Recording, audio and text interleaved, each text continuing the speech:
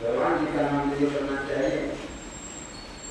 अंतरात्मा से कहते हैं कि आत्मा सो परमात्मा महात्मा बताने ज्ञान धर्म ध्रुव से दूर नहीं उत्तम गुरु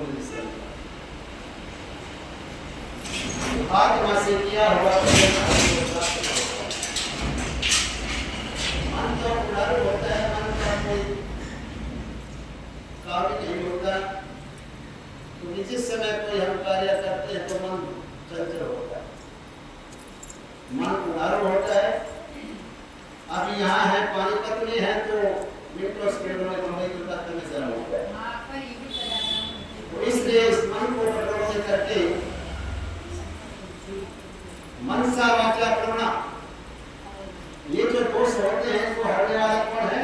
हरिहर भगवान जी। और भगवान जी का नाम लेके शुरू किया गया कार्य जो है वो सफल होता है। तो आइए कान्हा जी महाराज जी आ गए हैं।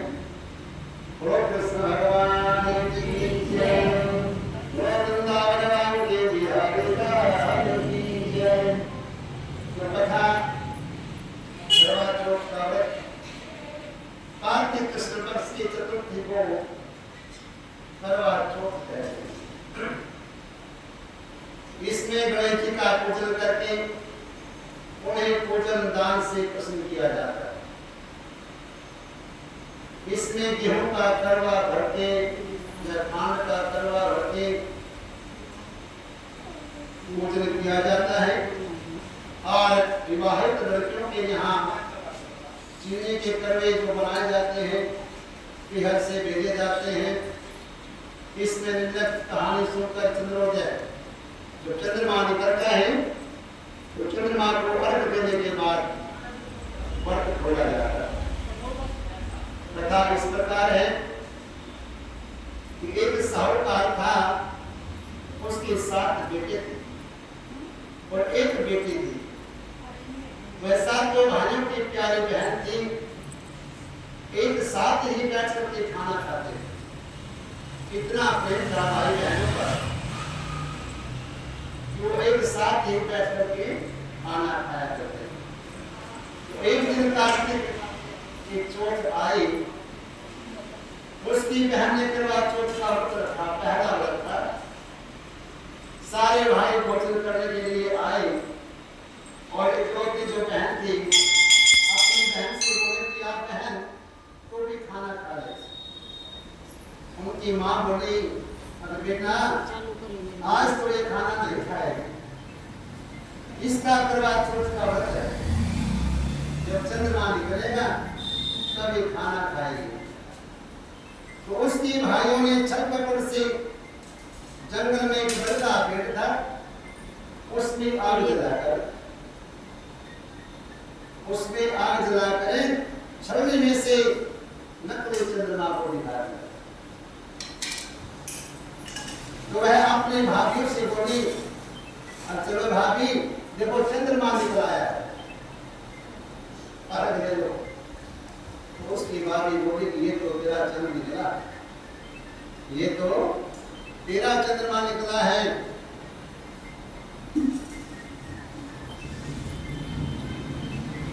जब हमारा चंद्रमा निकलेगा तभी हम खाना खाएंगे।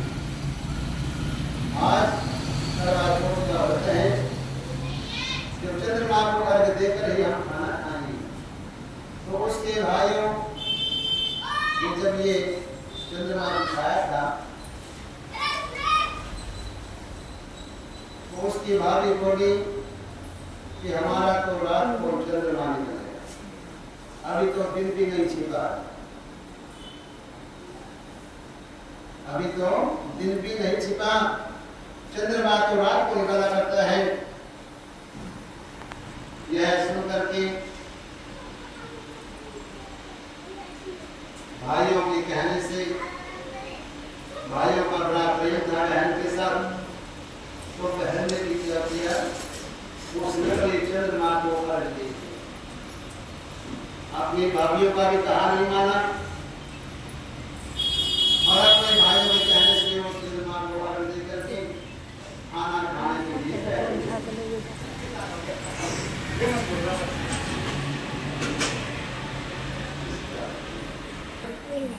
और उसने पहला टुकड़ा तोड़ा तो रोटी में से बाहर निकल आया। कहते कि जब ऐसे अब शुरू होते हैं तो अच्छे नहीं होते। जब खाते समय रोटी में से कोई बाहर निकल आता है तो उस रोटी को खाना नहीं चाहिए, उसको अलग से रख देना चाहिए, किसी को को उठा देना चाहिए, क्योंकि वो अच्छा नहीं। दूसरा टुकड़ा तोड़ा तो उसमें छींक आ गई, खाना सारा भूखा पड़ गया। और तीसरा टुकड़ा तोड़ा तो राजा के घर से बुलावा आ गया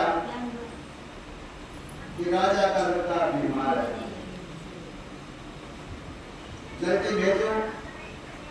माँ ने लड़की के टहलने के लिए 3 बार संदूक खोला तो 3 बार उसमें से सफेद कपड़ा निकल आया। कहाँ तो स्वागत के लिए जैसे हम हमारे माता बहन जो कहते हैं अच्छा श्रृंगार करती हैं, कोई मेहरों को लेता है, कोई लाल रंग है, कोई पीला है, कोई हरा है, तो सभी स्त्रियां अच्छा श्रृंगार करती हैं। और सफेद कपड़ा जो मर्द का कपड़ा होता है या फिर चूड़ा के जो होता है वो सफेद कपड़ा भी जनानी के लिए अच्छा नहीं होता।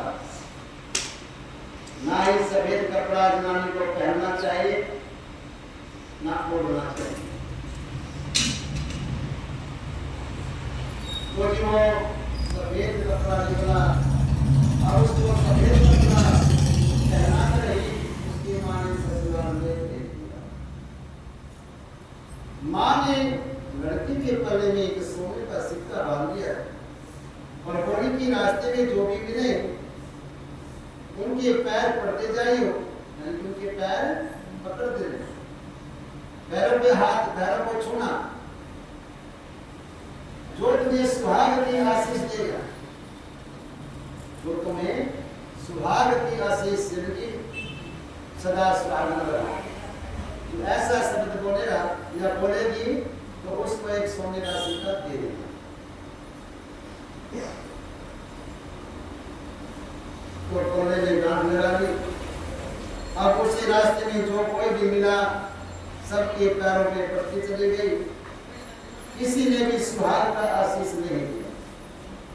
अब वह ससुराल में आई तो दरवाजे पर छोटी ननद छोटी नंद जो थी वह उसके पैर पड़ी तो नंद बोले कि सीधी हो, सपूती हो, 7 बेटों की माँ हो।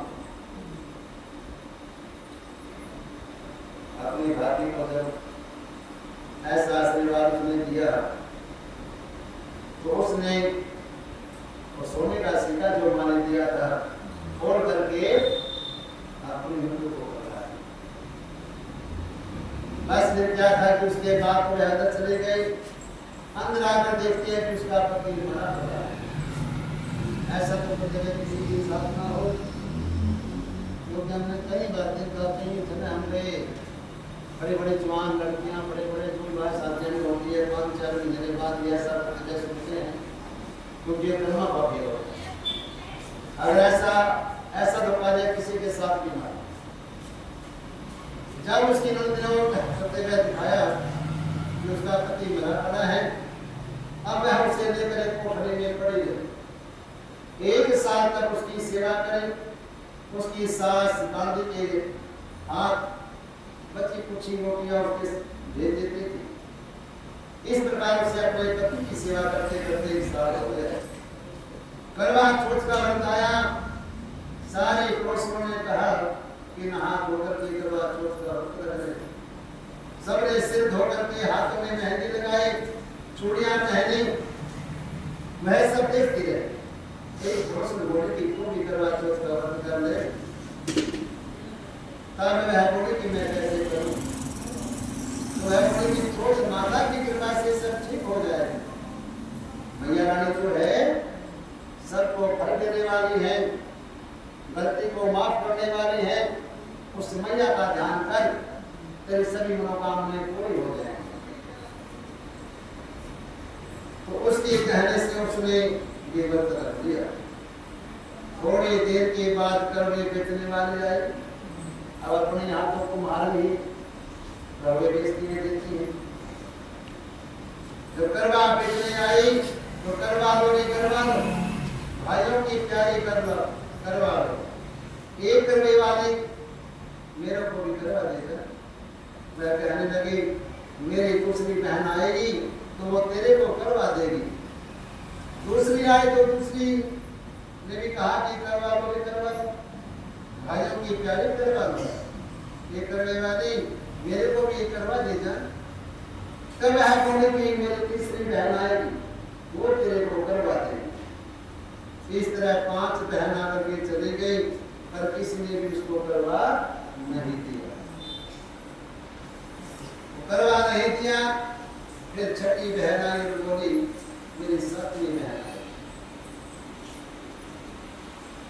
और वह तुझे करवा देगी। बस तू सारे रास्ते में कांटे भी घेर कर रख देगा। जब वह खूब चिल्लाती हुई आवे तो उसके पैर में कांटा चुभ जाएगा। तब तो सुई लेकर के बैठ जाना और उसका पैर पकड़कर छोड़ना। उसके पैर का कांटा निकाल देना तो वह तेरे को आशीर्वाद देगी। भाई जियो साईं जियो बुद्ध सुहागन हो। जब तुझे ये आशीर्वाद देगी तो तुम उससे कर्म मांगे। तब वह तुझे करवा देकर जाएगी। फिर तुम उस कर्म का पूजना करना जिससे तेरा पति अच्छा हो जाएगा।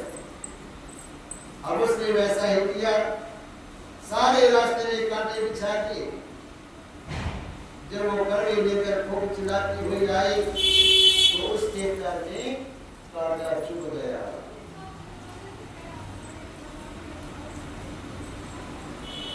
उसका पैर पकड़कर छोड़ा नहीं और उसका कांटा निकाल दिया तो उसने आशीर्वाद दिया। तब वह बोली कि जब तूने मुझे आशीर्वाद दिया तो करवे भी देकर भेजा।